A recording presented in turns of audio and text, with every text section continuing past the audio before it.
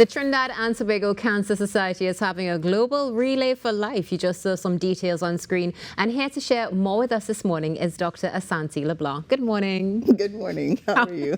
I'm well, thank you. How are you this morning? I'm good. Good morning, Trinidad and Tobago. It's a pleasure to have you with us this morning for this. Can you tell us a little bit more about Relay for Life? Sure. So the American Cancer Society has this event called Global Relay for Life. Okay. About 2 years ago, actually 3 years ago, they approached us, the Trinidad and Tobago Cancer Society, because they noted that we were a great voice against cancer for Trinidad and Tobago. So this is a community. Right now we have 34 countries involved, and Global Relay for Life is a global initiative where people and communities around the world come together, and this is where we celebrate life, hope.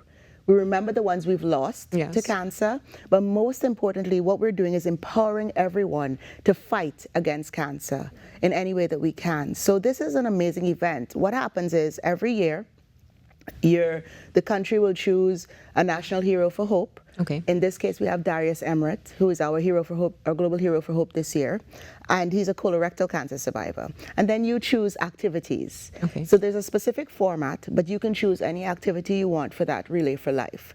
And then we end with a luminaria ceremony. This year we decided, because last year we did the hike and the walk and everything. This year we decided, let's go more local, dare I say. Right. And that's where cricket came about. And I can only imagine the excitement as well when you decided, all right, cricket is going to be the go-to. Yeah, I think the American Cancer Society was even more excited because, of course, they were exposed to cricket, World Cup cricket, and America played.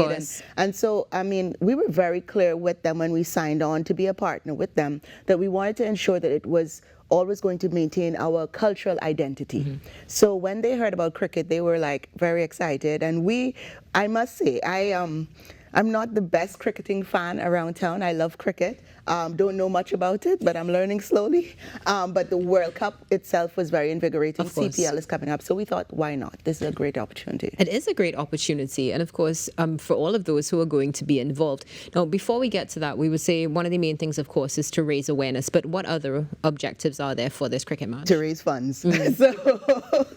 So it's an amazing fundraising event, but also it builds a spirit of volunteerism because we do look for volunteers, But fundraising is important because the Trinidad and Tobago Cancer Society is the longest standing NGO in the country. It's 54 years this year, but we're an NGO, which means, yes, we do get a government subvention to help with our operations, but we do operate on fundraising and donations.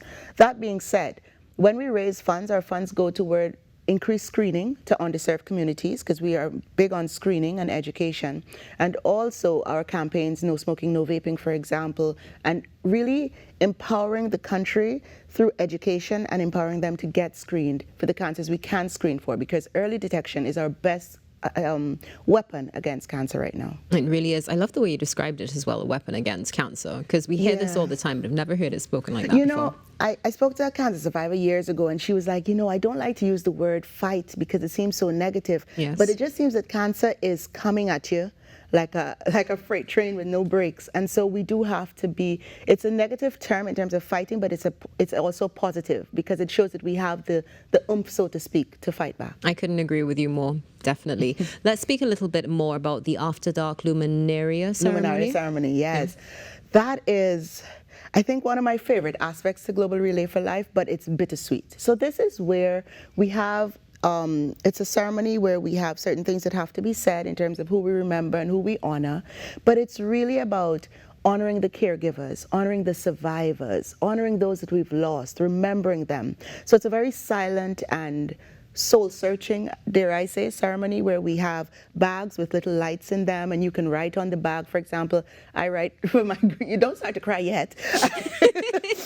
Like I write for my grandmother, who is very dear to me. She's almost like my mother who raised me. And so you really get to reflect and, be empowered and become more positive. You come out of that ceremony very invigorated because you really remember because those that we've lost, it's very painful.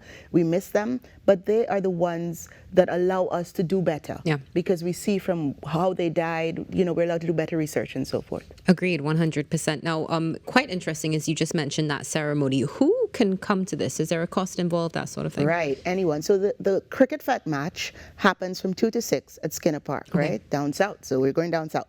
And then after that is the Luminaria. So the cricket fat match itself is 100 for adults and 60 for kids. Okay. But if you want to do the cricket fat match and the Luminaria, it's 150. If you want to just do the Luminaria, which will happen after 6, then it's $100. Okay. Right? So anyone can come out. I mean, this is for us, and as we told the cricketers, this is for us to really empower communities to understand. And there's not one person in Trinidad and Tobago that can say they have not been affected by cancer somehow, because you've lost a friend, you've lost a co-worker, you've lost family members, you've lost your parents, so it's just for us to really continue that drive and empower, and for diagnosis to not equate death. Yeah. For you to see that there's hope, because the survivors are leading. First of all, we have a survivor walk at the beginning, and then Darius leads that Luminaria again. And for you to see what hope and survivorship looks like. And it's not Debbie Downers. It's amazing, amazing warriors that fight through that. Very well executed, I have to say. Well, the plan, at least for now. We'll see what comes of it, but I'm sure it's going to be well done. Yeah, I mean, honestly, when you said, all right, don't cry, I automatically thought about my father. I lost my father to cancer. Sorry to hear that, yes. When you think about it, it really is just this race that just comes out of nowhere, and everything just sort of slows down but speeds up at the same time. And it's wonderful to see that you have the FET match, you have survivors who are here who are also willing to stand up and share how important it really is to get tested. Prevention is better than attempted cure, let's say, for some people as well. Great price as well. You said it's just $100 or $150 depending on what you opt to do. But you also mentioned, of course, Emirates is going to be one of the players there. What other notable players are going to be there? I must admit, I'm starstruck when I saw all these players. So it's 2 T10 matches. Okay. So we have I never knew Trinidad had so many local cricket clubs. So you have clubs all around. So the clubs put up players, and then Riyadh and Anissa were among the ones who chose and Imran chose the players for the 2 clubs. So we have 2 teams for the local clubs. It's the local heroes and the national warriors. The local heroes is being captained by Riyadh Emirath, and the national warriors by Imran Khan. So they're different clubs, and it's all mixed, by the way. It's not one gender, so it's men and women playing on both teams. Great. I'm so excited about that in itself. And then, so when they play that T10, the winner of that match then plays the All-Star team, which is captained by Anissa Mohammed.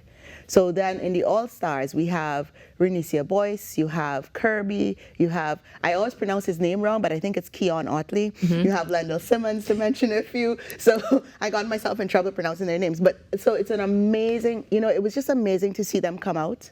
It was amazing to see their spirit and their humility and their willingness to really help us and support us and show that, this also shows a part of healthy lifestyles. Yes.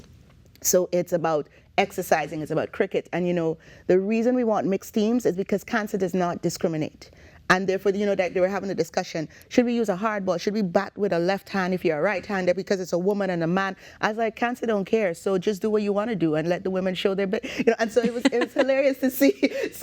So I'm really looking forward to seeing what happens. And the women are like, bring it on, So it's amazing. Definitely. And I mean, it's going to be an amazing event. Looking forward to being there. We have just about 20 seconds left. Where can we get tickets for this? Yeah, so 280-4536, 280-3353. Email us at projects@cancer.tt. We have group packages available where you get merch. So call us, look at us on socials, follow us, reach out to us, and get your tickets. Excellent. Dr. Le Blanc, thank you so much for joining us this morning. Thank you for having me. Looking forward to an incredible event. You don't want to miss it, happening on the 10th of August, right here in Sweet T&T. And we'll be back in a few moments because the Now Morning Show isn't over yet.